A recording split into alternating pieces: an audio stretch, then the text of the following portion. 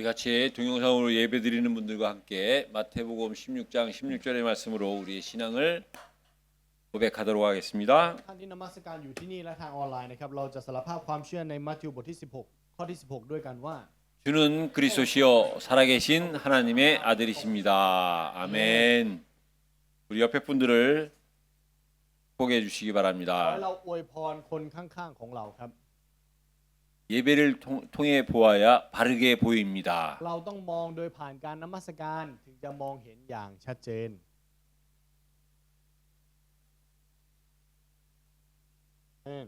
우리는 이 세상을 살면서 들을 것을 들어야 되고 볼 것을 보아야 됩니다. เราใช้ชีวิตอยู่ในแผ่นดินโลกนี้นะครับสิ่งที่เราต้องได้ยินเราต้องได้ยินสิ่งที่เราต้องมองเห็นเราต้องมองเห็นครับ 근데 그냥 보는 것이 아니라 바르게 보아야 แต่ 됩니다. ไม่ใช่มองเฉยๆแต่เราต้องมองอย่างถูกต้อง 근데 내 기준으로 보게 되면 틀릴 수 แต่ 있습니다. ถ้าสมมติว่าเราใช้มาตรฐานของเราในการมองเราอาจจะมองผิดครับ 하나님께 드리는 이 예배가 나의 기준이 될 때 우리는 바르게 볼 것을 바르게 보게 되는 겁니다. แล้วในตอนที่เราให้การนมัสการเป็นมาตรฐานในชีวิตของเราเราจะมองในสิ่งที่เราต้องมองอย่างถูกต้องครับ 그 사실을 오늘 예배를 통해서 말씀을 통해서 확인하시는 저와 여러분들이 되시기를 예수 그리스도 이름으로 ขออวย 축복합니다. พรในพระนามพระเยซูคริสต์นะครับที่สิ่งนี้จะเป็นมาตรฐานในการดำเนินชีวิตของเราแล้วเราจะมองเห็นอย่างชัดเจน 오늘 제목이 하나님 수준의 고난입니다. หัวข้อในวันนี้คือความทนทุกข์ในระดับของพระเจ้าครับ 그래서 우리가 먼저 좀 이해해야 될 것이 뭐냐면요. เพราะฉะนั้นสิ่งที่เราจำเป็นที่จะต้องเข้าใจก่อนนะครับ 우리는 이 세상에서 각자의 삶을 살아갑니다. เราใช้ชีวิตบนโลกใบนี้ตามชีวิตของใครของมัน 그래서 대표적인 거 몇 가지 말씀을 드리면요. แต่ถ้าเราพูดในเรื่องที่เป็นตัวแทนนะครับบางเรื่อง 이 땅에는 하나님으로부터 선택받은 유대인들이 있습니다. โลกใบนี้มีประชากรที่พระเจ้าทรงเลือกที่ชื่อว่ายิว 유대교를 믿는 자들이죠. ก็คือเหล่าผู้ที่เชื่อในศาสนายิวนะครับ 그들은 율법으로 시작합니다. พวกเขาเหล่านั้นเริ่มต้นด้วยธรรมบัญญัติครับ 그래서 그들의 시작이 뭐냐? เพราะฉะนั้นจุดเริ่มต้นของพวกเขานั้นคืออะไร 자기네들만 선택받았다는 선민 เขา 사상입니다. อยู่ในแนวความคิดที่ว่ามีเพียงแค่พวกเขาเท่านั้นที่ถูกเลือก 그래서 그들은 율법이 기준입니다. เพราะฉะนั้นสำหรับพวกเขาแล้วมาตรฐานของเขาทั้งหมดจึงอยู่ที่ธรรมบัญญัติครับ 그래서 그들은 그 율법을 지키기 위해서 많은 노력을 합니다. และเพื่อที่จะรักษาธรรมบัญญัตินั้นเขาเลยพยายามหลายสิ่งหลายอย่าง 그래서 그들은요 เพราะฉะนั้นพวกเขาเหล่านั้นครับ 모든 것을 율법으로 해석합니다. เขาเลยตีความทุกสิ่งทุกอย่างด้วยธรรมบัญญัติครับ 율법으로 해석하기 때문에 เนื่องจากเขาตีความด้วยธรรมบัญญัติ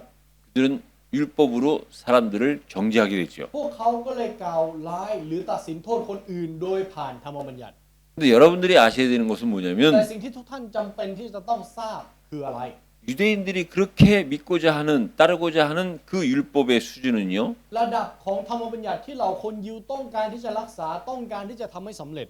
세상 수준이 아닌 하나님의 ไม่ 수준입니다. ใช่ระดับของโลกใบนี้แต่เป็นระดับของพระเจ้าครับ 다시 말하면 하나님이 만들어 주신 ถ้า 법입니다. พูดใหม่ก็คือเป็นกฎหมายที่พระเจ้าทรงมอบให้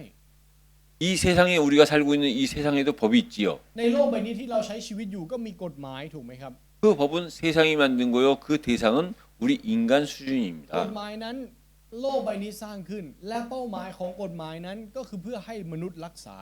근데 율법은 하나님의 수준이요. 하나님의 법이기 เพ 때문에 ราะฉะนั้นมันเป็นระดับของมนุษย์ครับแต่ธรรมบัญญัติเป็นระดับของพระเจ้า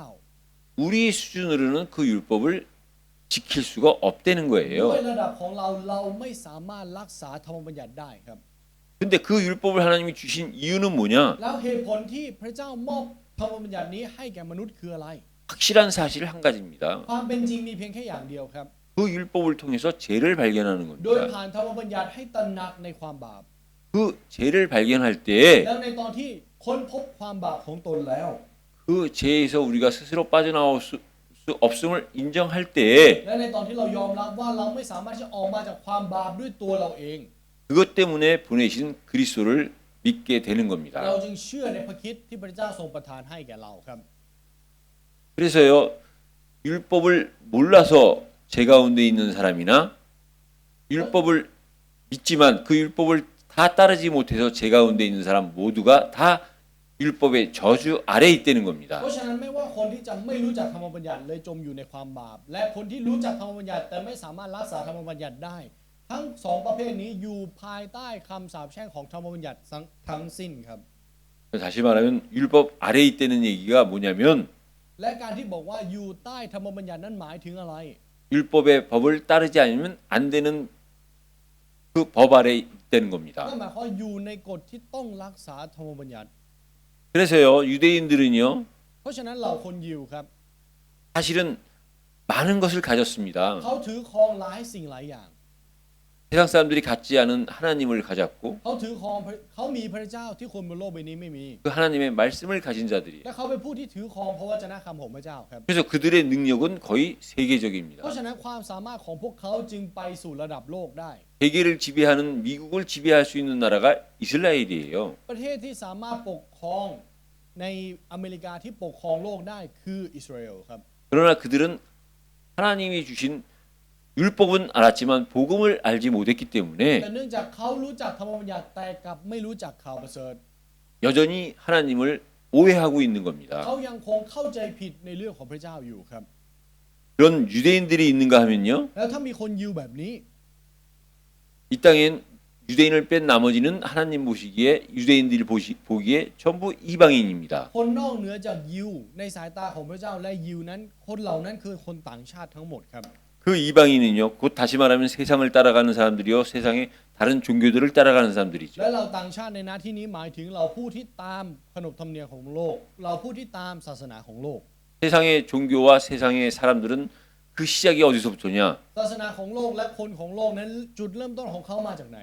도덕 윤리입니다. มาจากศีลธรรมจริยธรรมครับ 다시 말하면 양심으로 시작하는 หรือ 거지요. ถ้าพูดเป็นอีกคำหนึ่งคือคำว่าจิตใต้สำ 그래서 นึก 그들은 그 양심이 기준인 것이 뭐냐? และ 선행입니다. การที่จิตใต้สำนึกของเขาเป็นมาตรฐานคืออะไรคือการทำดีครับ 얼마나 착한 일을 하면서 사냐 이거죠. เขาใช้ชีวิตเป็นคนดีขนาดไหน 그래서 그들은 그 양심으로 판단을 하는 겁니다. แล้วเขาก็เลยใช้จิตใต้สำนึกนี้ในการตัดสินใจครับ 세상에는요, ในโลกใบนี้ 착해지고 싶은 사람은 많아도 착한 사람은 그렇게 많지 มี 않습니다. คนที่อยากจะเป็นคนดีเยอะ แต่คนที่ดีจริงๆไม่ค่อยมีครับ 착하다는 것 또한 그들이 살아가는 방법 중에 하나일 เพราะ 뿐입니다. การเป็นคนดีก็เป็นแค่หนึ่งในวิธีการในการดำเนินชีวิตในโลกใบนี้เท่านั้นเอง 여러분도 살면서 많이 느끼셨을 거예요. ทุกท่านครับเราใช้ชีวิตเราน่าจะรู้สึกได้ครับ 우리가 평상시 보면 착할 수 ว่า 있습니다. ถ้าเราดูในวันทั่วๆไปของเขาเขาเป็นคนดี 그러나 그건 평상시 때 얘기지. แต่มันเป็นเพียงแค่ในชีวิตประจำวันของเขาเท่านั้น 정말 내가 힘들고 정말 나한테 문제가 생겼을 때에는 ถ้าเขามีปัญหาจริง 그때에도 역시 착한 거는 쉽지 ๆ 않죠. การที่เขามีปัญหาและเขายังเป็นคนดีได้อยู่มันไม่ใช่เรื่องยากมันไม่ใช่เรื่องง่ายครับ 왜냐? เพราะว่าอะไร 착한 사람들의 특징이 있더라고요. เพราะว่าคนดีมีเอกลักษณ์ของพวกเขาอยู่ครับ 대체적으로 착한 사람들의 특징은 뭐냐면 คนส่วนใหญ่ที่เป็นคนดีนะครับ 손해를 많이 봐요. เขาจะขาดทุนครับ 그 손해를 보는 사람들이 보통 착한 편입니다. และเราผู้คนที่ยอมรับความขาดทุนนี้ส่วนใหญ่เป็นคนดีครับ 그게 살아가는 방법이에요. เพราะฉะนั้นการเป็นคนดีมันเป็นแค่หนึ่งในวิธีการดำเนินชีวิต 중요한 건 แต่ 뭐냐면 ที่สำคัญคืออะไร 아무리 착해도 그걸로는 구원을 받을 수 없다는 ไม่ว่าจะ 겁니다. เป็นคนดีขนาดไหนก็ไม่สามารถรับความรอดได้ 그래서 이 땅에는요, เพราะฉะนั้นในแผ่นดินนี้ 유대인으로도 이방인으로도 ไม่ว่าจะเป็นคนยิวหรือจะเป็นคนต่างชาติ 이 땅의 문제를 해결할 수가 ก็ 없어요. ไม่สามารถแก้ไขปัญหาบนโลกใบนี้ได้ 그 유대인 스스로 그들의 문제, 이방인 스스로 그들의 문제를 해결할 수 있는 사람들이 ยิว 없어요. ไม่สามารถแก้ไขปัญหาของตัวเองได้ คนต่างชาติก็ไม่สามารถแก้ไขปัญหาของตนเองได้เช่นเดียวกัน 그래서 이 땅엔 누가 필요하느냐? เพราะฉะนั้นในแผ่นดินนี้จำเป็นต้องมีใคร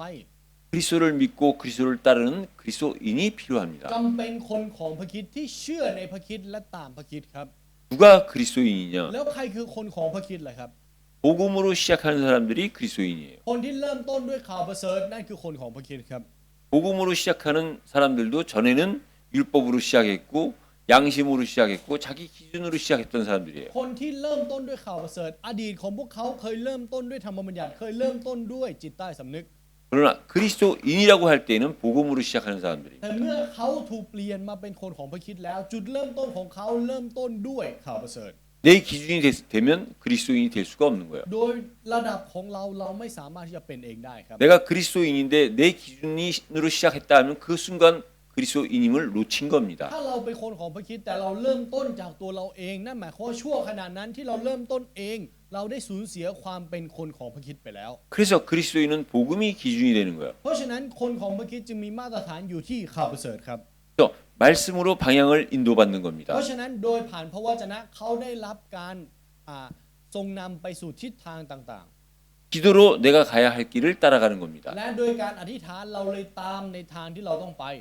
그래서 그것이 종합된 전도가 나의 삶의 질서가 되는 거예요. แล้วสิ่งนี้ที่รวมกันกลายเป็นการประกาศนั้นกลายเป็นระเบียบในชีวิตของเรา 저와 여러분들이 이 세상에 살면서 ทุกท่านครับเวลาเราใช้ชีวิตบนโลกใบนี้ 이 세상과 싸우고 사단과 싸우고 자신과 싸워서 승리하는 방법이 어디에 있느냐? วิธีการหรือเคล็ดลับที่เราจะสามารถเอาชนะโลกเอาชนะตัวเองและเอาชนะซาตานได้อยู่ตรงไหน 여러분들이 현장에 나아갈 때 เมื่อเราออกไปสู่ทุ่งนา 전도의 비밀을 갖고 가는 거요. เราถือครองความล้ำลึกของการประกาศออกไป 거기서 보이든 보이지 않든 내가 전도자임을 선포하든지 인정하든지 고백하든지 할 때 승리할 수 있는 และ 겁니다. เราจะมีชัยชนะก็ต่อเมื่อเราสารภาพเป่าประกาศหรือยอมรับว่าเราเป็นนักประกาศ 여러분들이 현장에 갈 때 반드시 전도라는 사실과 같이 가셔야죠. ในตอนที่เราออกไปสู่ทุ่งนาครับเราจำเป็นที่ต้องถือครองความเป็นนักประกาศออกไป 전도라는 사실을 놓치고 간 여러분들의 현장은 ทุ่งนาที่เราสูญเสียการประกาศแล้วออกไปนะครับ 과거의 그리스도인 이전에 복음 알기 이전의 모습으로 똑같이 할 겁니다. เราจะใช้ชีวิตเหมือนกับอดีตที่เรายังไม่รู้จักข่าวประเสริฐ 그래서 우리는요 เพราะฉะนั้นสำหรับเราแล้ว 모든 것을 복음으로 해석할 수 เรา 있어요. ต้องตีความทุกสิ่งทุกอย่างด้วยข่าวประเสริฐให้ได้ครับ 여러분 냉정하게 얘기해서요. ทุกท่านครับลองพูดกันตรงๆนะครับ 이 땅에 예수 그리스도를 바라보는 시선은 두 가지입니다. สายตาที่มองพระเยซูคริสต์ในโลกใบนี้มีแค่2อย่าง 어느 한쪽은 ฝั่งหนึ่งบอกว่า 십자가에서 죽으신 그 사실을 믿지 않아요. ความเป็นจริงที่พระเยซูคริสต์ทรงตึงบนไม้กางเขนเขาไม่ได้เชื่อเรื่องนี้ครับ 믿지 않을 정도가 아니라 심지어는 그 예수님을 미친 사람 취급하는 사람도 และ 있습니다. ไม่ใช่เพียงแค่ไม่เชื่อเท่านั้น แต่เขาหาว่าหรือมองว่าพระเยซูคริสต์เป็นคนบ้า 알지 못하는 사람들은 십자가에서 죽으면서 자기가 하나님이라고 한 그 사람은 미친 사람이에요. แล้วคนที่ไม่รู้จักความจริงครับ เมื่อเขามองเห็นคนที่ตึงบนไม้กางเขนและกล่าวตนว่าเป็นพระเจ้าคือคนบ้า 그러니까 당연히 안 믿을 수밖에 없고 มันเป็นเรื่องที่แน่นอนที่เขาจะไม่เชื่อ 그 예수를 전하는 사람을 심지어는 미친 사람이라고 할 때도 และ 있습니다. เขาก็จะบอกคนที่เป่าประกาศเรื่องราวของพระเยซูคริสต์ว่าเป็นคนบ้าครับ 정확하게 얘기하면 ถ้าพูดให้ชัดเจน 예수님을 우리가 예수님의 복음을 전할 때 받아들이지 않는 사람들의 그 마음은요. ในตอนที่เราเป่าประกาศพระคริสต์ออกไป และใจของพวกเขาที่เขาไม่รับ 말은 안 하지만 ถึงแม้ว่าเขาจะไม่ได้พูดกับเราตรงๆนะครับ 예수를 받아들이지 않는 사람들 입장에서 봤을 때는 예수를 전하는 우리를 불쌍하다고 보는 거예요. แต่ถ้าเราดูในมุมมองของคนที่ฟังที่เราประกาศนะครับเขาก็จะมองว่าเราน่าสงสาร 예수를 믿는 사람들은요. คนที่เชื่อพระเยซู 그 예수님은 곧 하나님이시죠. พระเยซูทรงเป็นพระเจ้าถูกไหมครับ 나를 구원하신 เป็น 구원자시죠. พระผู้ช่วยให้รอดที่ให้ความรอดแก่เรา 그렇게 두 부류가 예수님을 평가하는 เพ 겁니다. ราะฉะนั้นสองประเภทนี้เป็นการบ่งบอกถึงผลลัพธ์ที่เกิดขึ้นโดยผ่านพระเยซูคริสต์ครับ 중요한 것은 뭐냐? แต่สิ่งที่สำคัญนั้นคืออะไร 예수님이 진짜 미쳤다고 믿는 사람들한테요. เราคนที่เชื่อว่าพระเยซูคริสต์เป็นคนบ้า 저와 여러분들은 진짜 불쌍한 사람으로 보여야 됩니다. พวกเขาต้องเห็นว่าเราเป็นคนที่น่าสงสารจริงๆครับ 불쌍한 사람으로 보인다는 것은 뭐냐? การที่มองเห็นว่าเราเป็นคนที่น่าสงสารมันหมายถึงอะไร 예수님이 미친 것처럼 보이듯이 เหมือนกับที่เขาเห็นว่าพระเยซูคริสต์บ้า 우리가 실제 예수님 때문에 미쳐야 되는 거예요. เราก็ต้องบ้าเพราะพระคริสต์จริงๆครับ 그래서 그것이 하나가 돼야 และเมื่อสิ่งนี้เป็นอันหนึ่งอันเดียวกัน 사실은 진정한 그리스도인입니다. เราถึงจะเป็นคนของพระคริสต์จริงๆครับ 그리스도께서 우리를 위해서 십자가에서 죽으신 것처럼 เหมือนกับที่พระเยซูคริสต์ทรงยอมสิ้นพระชนม์บนไม้กางเขนเพื่อเรา 우리가 그리스도 때문에 죽는 것이 아니라 ไม่ใช่เราตายเพื่อพระคริสต์ 그 그리스도 때문에 죽을 수 있는 기회를 가진 거에 감사할 수 있는 우리가 될 때 แต่กลายเป็นเราที่สามารถขอบคุณในโอกาสที่เราสามารถตายร่วมกับพระคริสต์ได้ 거기에는요 ในนั้นครับ 진짜 그리스도인으로서의 응답이 오는 겁니다. มีคำตอบของคนของพระคริสต์รออยู่ 그러니까 예수님은 미친 분인데 เพราะฉะนั้นพระเยซูเป็นคนบ้า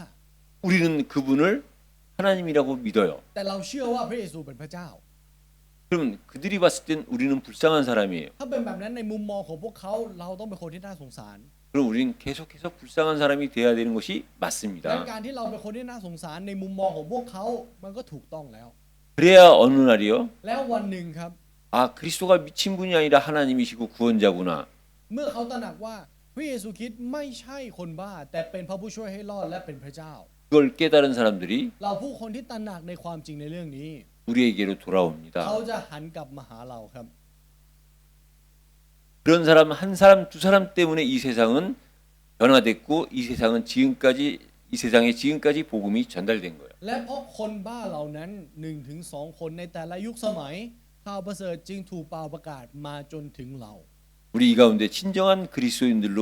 변화되고 성장되시기를 예수 그리스도 이름으로 ขอ 축복합니다. อวยพรในพระนามพระเยซูคริสต์นะครับที่เรานั้นจะเป็นคนเหล่านั้นที่อยู่ในพระคริสต์และเป็นคนของพระคริสต์ที่แท้จริง 오늘 욥에 대해서 말씀을 나누는데요. วันนี้เราแบ่งปันโดยเรื่องราวของโยบนะครับ 첫 번째가 욥과 อย่าง 에덴입니다. ที่หนึ่งคือโยบกับสวนเอเดนครับ 오늘 저와 여러분들이 본 이 본문의 1장 1절에서 3절을 보면요. ถ้าเราดูในข้อพระคัมภีร์ในข้อที่1 마치 ข้อที่ 이건 3นะครับ 창세기 1장에 나오는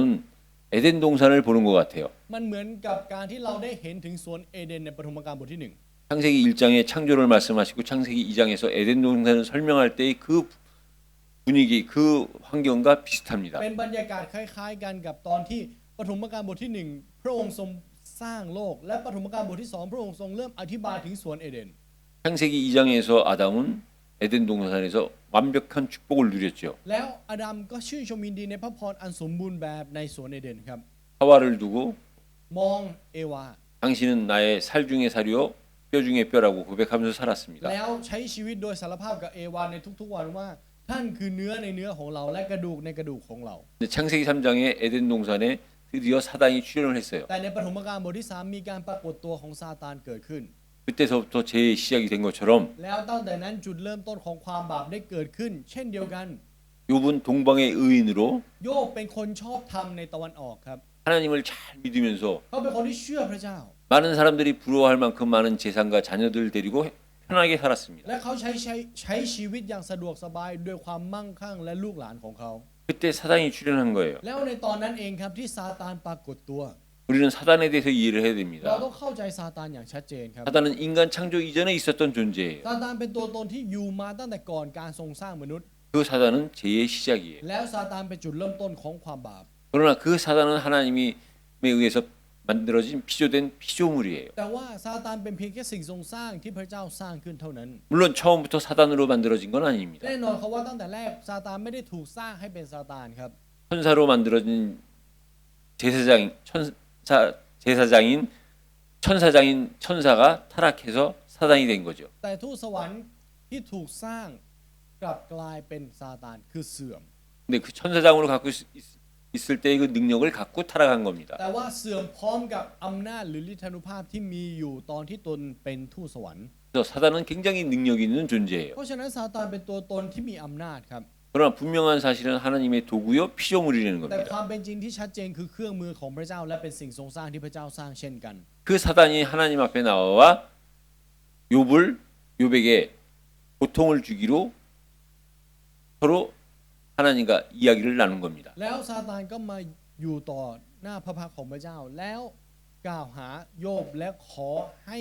ซาตานนั้นสามารถแตะต้องโยบได้ 그래서 에덴 동산에서 아담과 하와가 타락한 것처럼 เหมือนกับที่อาดัมกับเอวานั้นได้เสื่อมในสวนเอเดน 오늘 욥이요 โยบในวันนี้เองก็เช่นกันครับ 하나님을 믿는 의인으로서 살다가 타락한 그 죄 속으로 들어가는 장면이에요. เป็นเหตุการณ์ที่โยบที่เป็นคนชอบทำนั้นกลับเสื่อมลง 여러분 타락이라 할 때는요 ทุกท่านครับเวลาเราพูดถึงความเสื่อมนะครับ 많이 말씀드렸지만 수준이 떨어지는 เคย 겁니다. พูดหลายครั้งแล้ว การเสื่อมคือการที่ระดับนั้นตกลง 즐겁게 살아야 되는 인간이요 고통 속으로 빠지는 거 이것이 타락이에요. มนุษย์ที่ต้องใช้ชีวิตอย่างมีความสุขกับตกลงมาอยู่ในความทนทุกข์นั่นคือความเสื่อมครับ 예, 즐거움은요 และความสุขครับ 하나님이 처음부터 우리에게 주신 약속이고 เป็นสัญญาที่พระเจ้ามอบให้แก่เราตั้งแต่แรก 우리의 삶입니다. และเป็นการดำเนินชีวิตของเราครับ 에덴은 곧 기쁨이라는 의미요 우리는 그 기쁨 속에서 살아야 되는 존재예요. ส่วนเอเดนนั้นบ่งบอกถึงความสุข และเราเป็นตัวตนที่ใช้ชีวิตอยู่ในนั้น คือตัวตนที่อยู่ในความสุข 근데 사단이요 แต่ว่าซาตานครับ 그 기쁨 속에 있었던 아담을 유혹할 때 뭘로 유혹을 했느냐? ในตอนที่ซาตานล่อลวงอาดัมในสวนเอเดนล่อลวงด้วยอะไร 그 똑같은 즐거움으로 유혹을 했어요. ใช้ความสุขเหมือนกันในการล่อลวงครับ 단지 그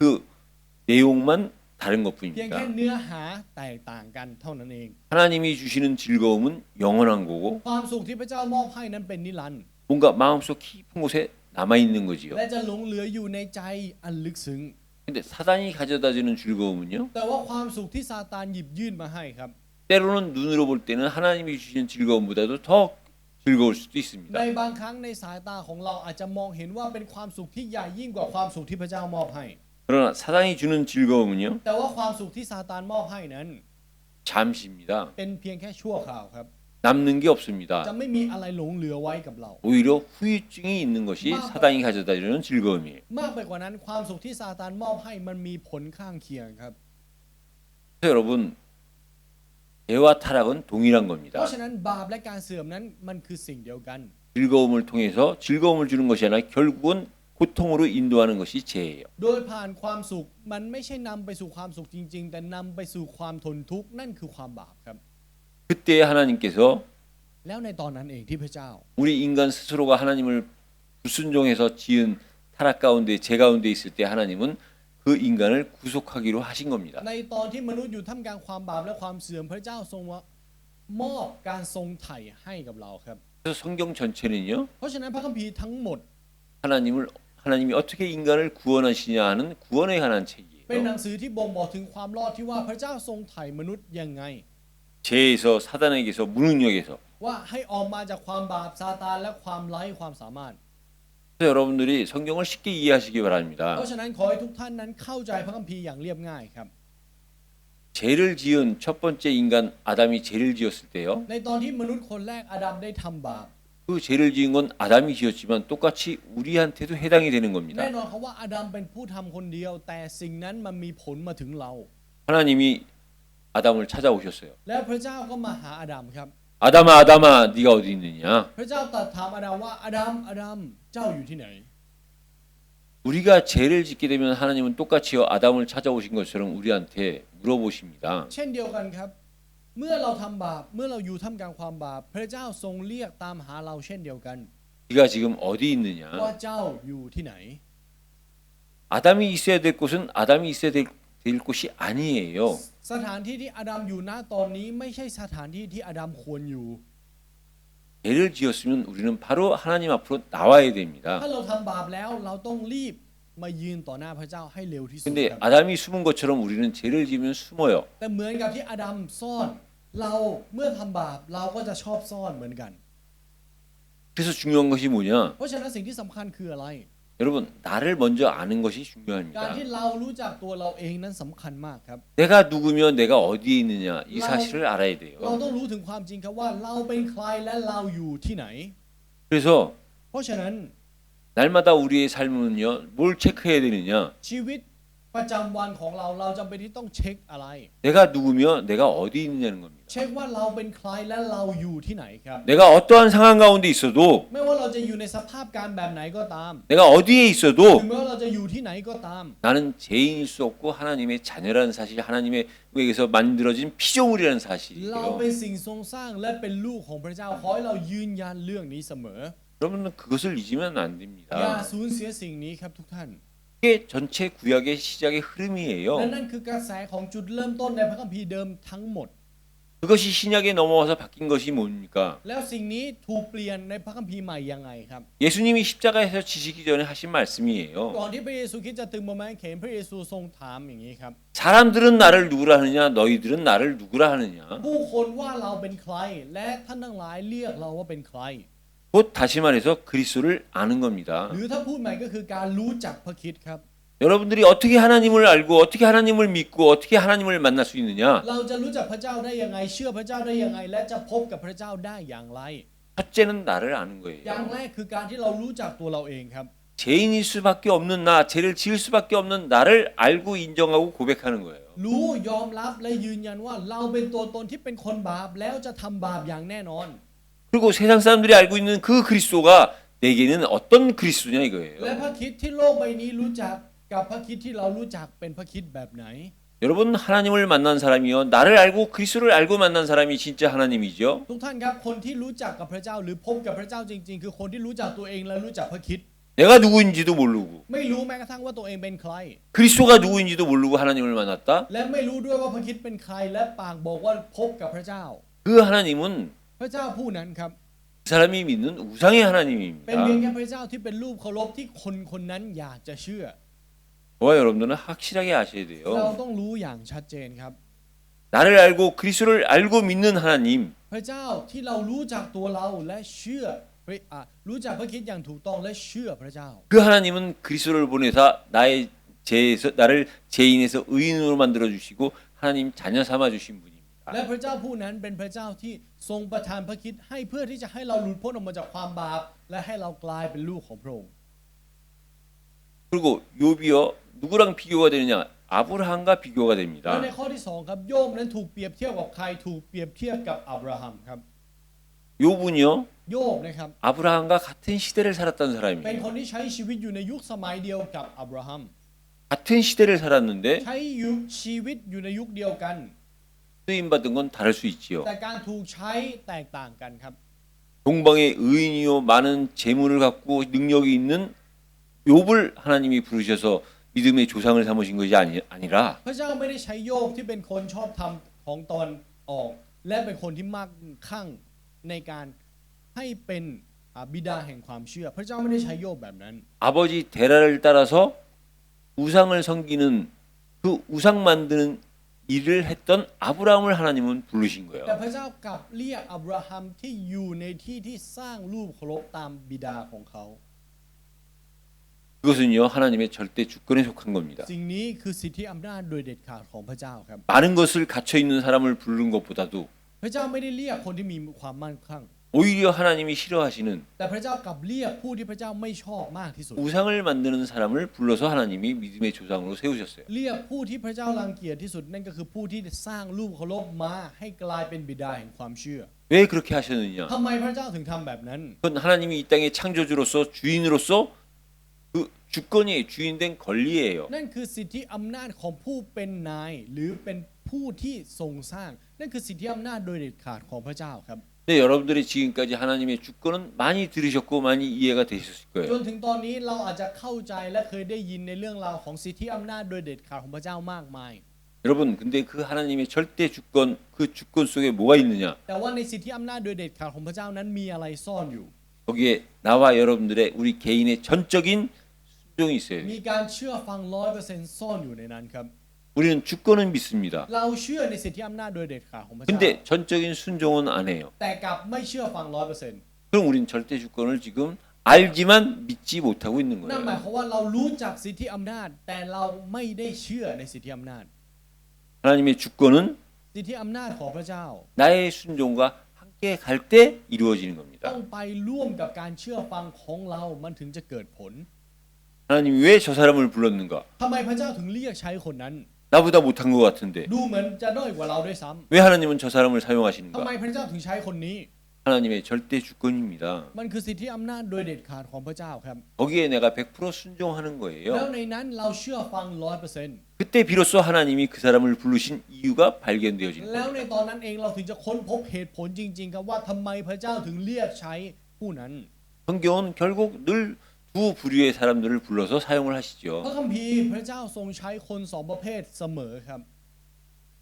시작은 사울 왕으로 시작했지만 เริ่มต้นจากกษัตริย์ซาอูล 본격적인 시작은 하나님은 다윗 왕을 통해서 시작하셨어요. แต่จุดเริ่มต้นที่แท้จริงพระเจ้าทรงเริ่มต้นโดยผ่านกษัตริย์ดาวิด 초대교회의 시작은 베드로로부터 시작했지만 จุดเริ่มต้นของคริสตจักรยุคแรกเริ่มต้นจากเปโตร 땅끝까지 복음 전하는 세계 복음화는 하나님이 베드로가 아닌 바울에게 맡기셨어요. แต่การทำพันธกิจโลกที่ไปจนถึงที่สุดปลายแผ่นดินโลกพระเจ้าไม่ได้ฝากไว้แก่เปโตรแต่ให้แก่เปาโล 하나님이 각기 그 사람들에 맞춰서 하나님의 주권을 가지고 사용하신 พระ 겁니다. เจ้าใช้สิทธิอำนาจของพระเจ้าในการใช้แต่ละคนในแต่ละอย่าง 그런가 하면 또 반대되는 경우도 있지요. งั้นมันก็จะมีสิ่งที่กลับกันด้วยครับ 하나님은 모세를 쓰시기 위해서 바로왕을 썼어요. เพื่อที่พระเจ้าจะใช้โมเสสพระเจ้าเลยใช้กษัตริย์ฟาโรห์ 하나님은 요셉을 쓰기 위해서 보디발의 부인을 เพื่ 사용하셨어요. อที่พระเจ้าจะใช้โยเซฟพระเจ้าก็เลยใช้ภรรยาของโปติฟา 똑같이 사용했지만 ใช้เหมือนกันนะครับ 하나님에게 모세는 요셉은 도구요. สำหรับพระเจ้าแล้วโมเสสและโยเซฟเป็นเครื่องมือ 하나님에게 바로왕은 막대기예요. แต่กษัตริย์ฟาโรห์สำหรับพระเจ้าแล้วเป็นเพียงแค่กิ่งไม้ 보디발의 부인은 하나님의 막대기예요. และภรรยาของโปติฟานั้นก็เป็นเพียงแค่กิ่งไม้ 저와 여러분들이 막대기로 쓰임 받으시길 원하십니까? 도구로 쓰임 받으시길 เรา 원하십니까? ทุกคนอยากจะถูกใช้เป็นกิ่งไม้ หรืออยากถูกใช้เป็นเครื่องมือล่ะครับ 저와 여러분들이 끝까지 도구로 쓰임 받으시기 เพราะเรา 바랍니다. ถูกใช้เป็นเครื่องมือจนถึงที่สุดนะครับ 오늘 본문에는 우리가 읽지 않았지만은요. ในข้อพระคัมภีร์หลักนะครับเราไม่ได้อ่านไป 이 욥기서의 내용 중에 하나가 뭐냐면 แต่ว่าหนึ่งในเนื้อหาของพระธรรมโยบนะครับ 죄와 고난에 대한 문제입니다. คือปัญหาของความบาปและการทนทุกข์ครับ 본문의 전체의 내용이 흐름이 어디에 있느냐? เพราะฉะนั้นกระแสทั้งหมดในข้อพระคัมภีร์ที่เราอ่านไปนั้นอยู่ที่ไหน 욥이 고난을 받고 있는 가운데 친구들 4명이 찾아와서 ในท่ามกลางความทนทุกข์ที่โยบได้รับเนี่ยก็มีเพื่อน4คนได้มาหา 그 고난과 죄를 같이 평가하는 내용들입니다. แล้วเขาก็ตีความในเรื่องของความผิดบาปความทนทุกข์และความผิดบาปของพวกเขาครับ 그 4명의 친구 중에요. 첫 번째 친구는 엘리베스라는 친구는요. และเพื่อนคนแรกที่เขามาหาโยบครับชื่อว่าเอลิฟัส 지금 욥한테 임한 모든 고난은 죄 때문이라는 거예요. เขาบอกว่าความทนทุกข์ทั้งหมดที่เกิดขึ้นในชีวิตของโยบนั้นเป็นเพราะความบาป 빌닷이라는 친구는 เพื่อนที่ชื่อว่าบิลดัสครับ 그 고난을 받고 있는 이유는 죄이기 때문에 죄인임을 인정하려는 เขา 거예요. บอกว่าความทนทุกข์ที่เขาได้รับนั้นเป็นเพราะความบาปเพราะฉะนั้นต้องยอมรับในความบาป 근데 소발이라는 친구는요. แต่เพื่อนที่ชื่อว่าโซฟาครับ 욥은 더 큰 고난을 받아야 된다는 거예요. เขาพูดกับโยบว่าโยบต้องรับความทนทุกข์ที่ใหญ่ยิ่งกว่านี้อีก 그때 엘리후라는 마지막 네 번째 친구는요. แต่กลับกันครับเพื่อนคนที่4ที่ชื่อว่าเอลีฮู 이 모든 고난이 เขาบอกกับโยบแบบนี้ครับว่า 훈련을 통해서 연단시키기 위한 거라는 겁니다. ความทนทุกข์เหล่านี้เป็นเพียงแค่การฝึกฝนเพื่อที่จะให้เรานั้นเติบโตมากขึ้น 그 네 번째 친구의 말이 가장 하나님의 뜻과 비슷한 거죠. เพื่อนคนที่4คำพูดของเพื่อนคนที่4นั้นใกล้เคียงกับน้ำพระทัยของพระเจ้ามากที่สุด 맞습니다. 우리한테 찾아오는 고난은요. ใช่ครับความทนทุกข์ที่เกิดขึ้นกับตัวเรา 인내를 얻게 하기 위한 하나님의 뜻입니다. เป็นน้ำพระทัยของพระเจ้าเพื่อให้เรานั้นมีความอดทน 그 인내를 통해서 소망을 갖기 위한 하나님의 และ 뜻이에요. น้ำพระทัยของพระเจ้าคือโดยผ่านความอดทนนั้นจะเกิดความหวัง 그래서 여러분 결국 큰 믿음은요. เพราะฉะนั้นทุกท่านครับความเชื่อที่ใหญ่โต 큰 고난을 통해서 나오는 เกิ 겁니다. ดขึ้นโดยผ่านความทนทุกข์ที่ใหญ่โตเช่นกันครับ 요셉이 보디발의 집에 가서 경제를 배우지 않았다면 ถ้าสมมุติว่าโยเซฟไม่ได้ไปที่บ้านของโปติฟาและเรียนรู้เรื่องของเศรษฐกิจ 요셉이 감옥에 가서 정치를 배우지 ถ้า 않았다면 โยเซฟไม่ได้ติดคุกและเรียนรู้การเมืองในคุก 정치 경제를 가지고 나라를 다스려야 되는 총리를 할 수가 เขา 없었죠. จะไม่สามารถทำหน้าที่เป็นนายกที่ต้องใช้ทั้งการเมืองและเศรษฐกิจ 그래서 우리는 항상 เพราะฉะนั้นสำหรับเราแล้ว 고난 속에서 하나님의 뜻을 볼 줄 알아야 เรา 됩니다. ต้องสามารถที่จะมองเห็นหรือมองเห็นน้ำพระทัยของพระเจ้าที่อยู่ในความทนทุกข์ได้ 사실은 우리가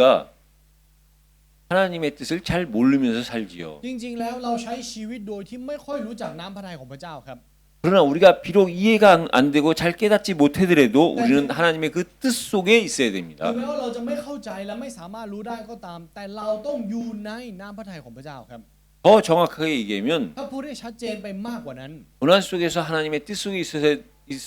있는 정도가 아니라 ไม่ใช่แค่ในความทนทุกข์เรารู้และอยู่ในน้ำพระทัยของพระเจ้า 그 속에서요 하나님의 뜻이 무엇인지를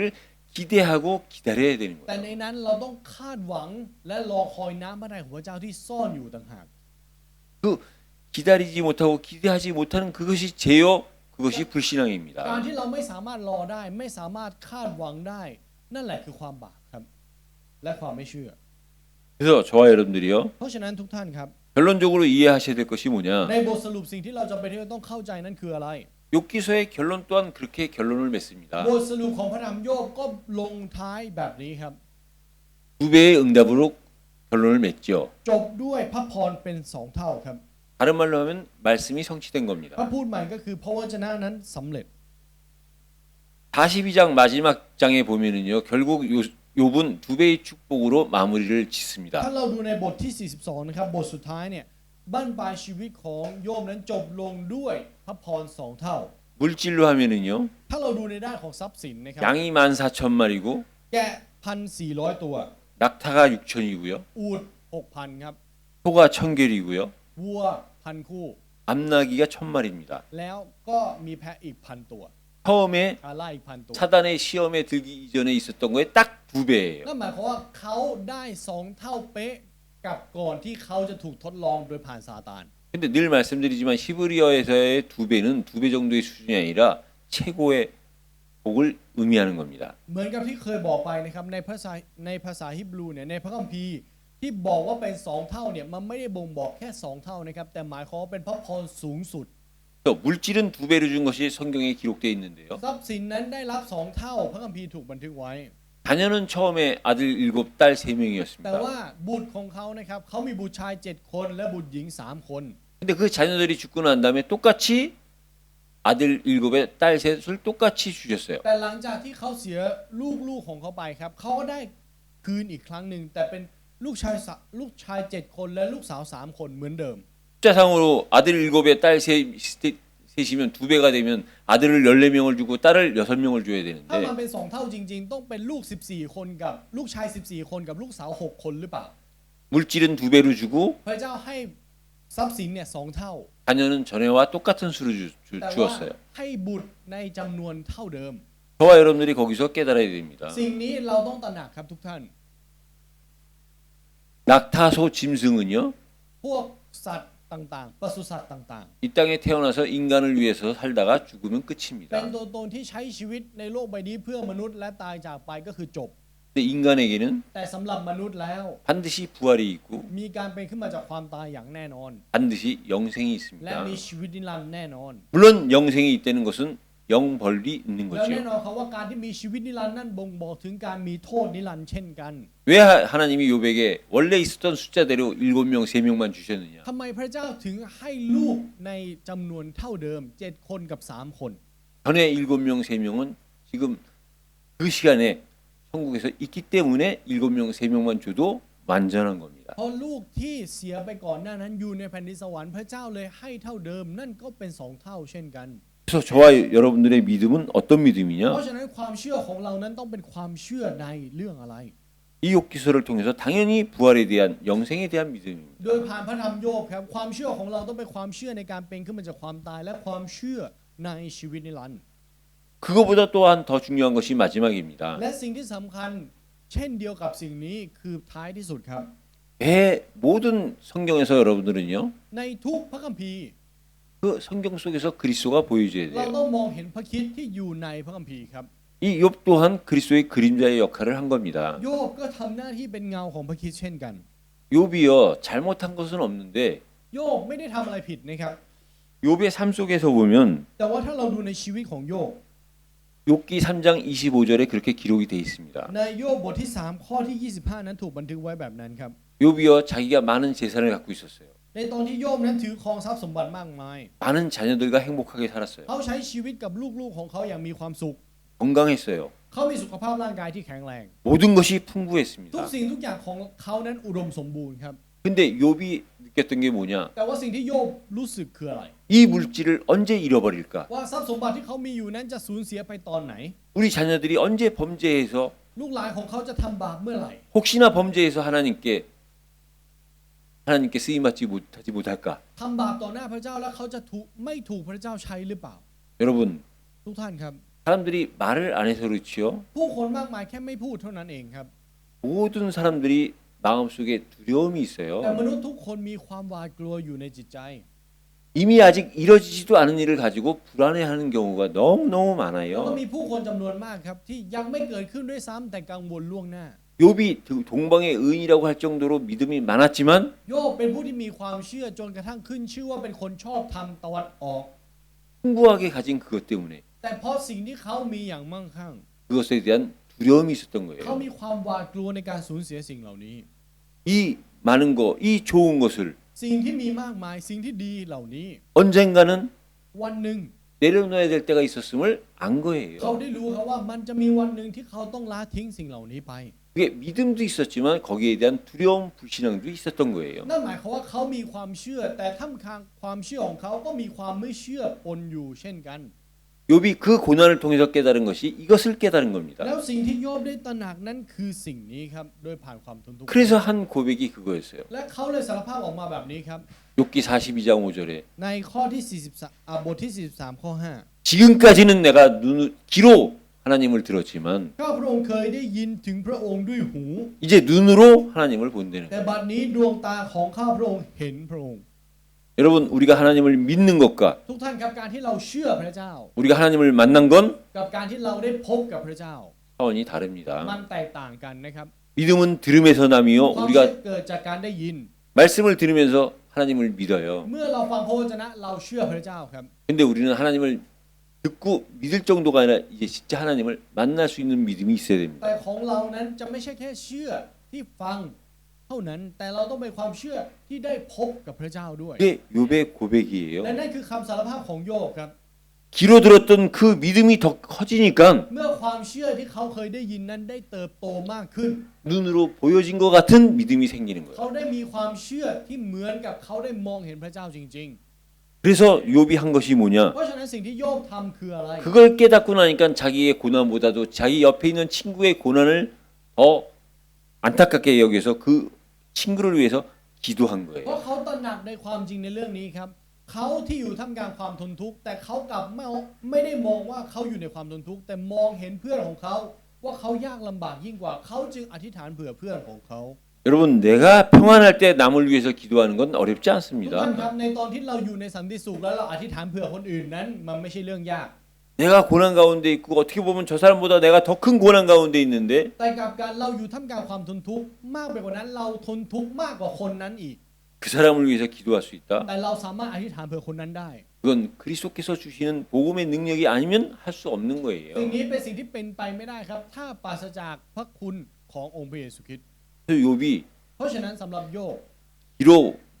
들었던 그 하나님이 พระเจ้าที่เขาเคยได้ยิน 눈으로 보여졌기 때문에 중보기도 할 수 있고 และเนื่องจากเขาสามารถที่จะมองเห็นพระเจ้าได้เขาจึงสามารถอธิษฐานเผื่อคนอื่นได้ 중보기도 속에서 남들이 볼 수 없는 귀로 들었던 그 하나님을 눈으로 보는 겁니다. และโดยผ่านการอธิษฐานเผื่อนั้นเขาจึงได้พบกับพระเจ้าจริง ๆ ไม่ใช่เพียงแค่ได้ยิน